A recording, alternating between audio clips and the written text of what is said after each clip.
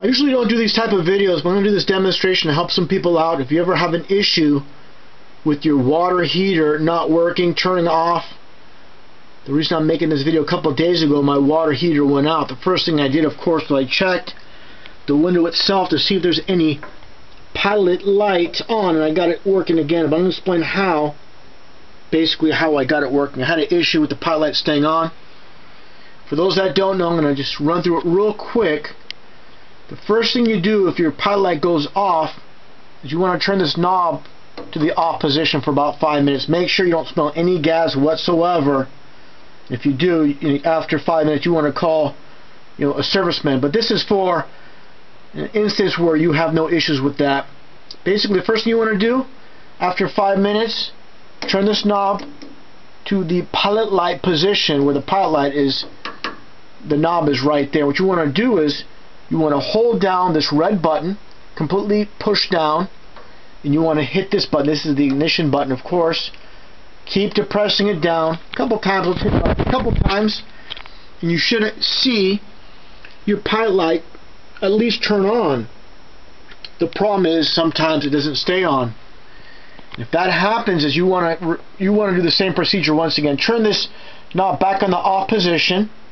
Wait about 5 minutes till any type of gas buildup is dissipated. Then what you want to do is, again, do the same exact thing. Push the button down, hit the ignition button. When you do that, this time around, what you want to do is bang around the cylinder. Not too hard, but firm enough. And what this is going to do is, the issue is with the pilot light not staying on, is there's a lot of buildup within the ignition itself where the flame comes out for the pilot light. That's from years of buildup of dust and debris.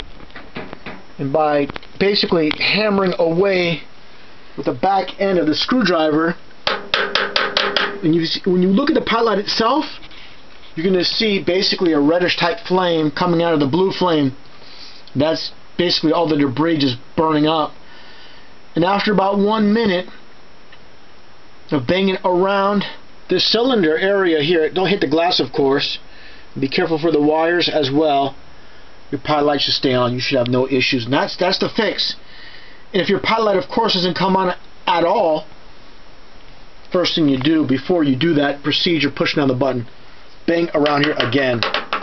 Bang around here for a good maybe 20-30 seconds, and then start the procedure.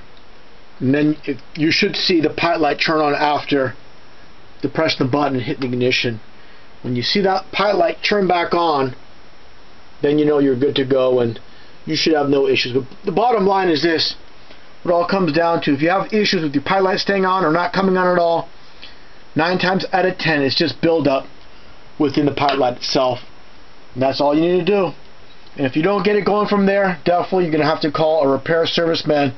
But this should do it. This little trick has worked for me twice over the last 11 years.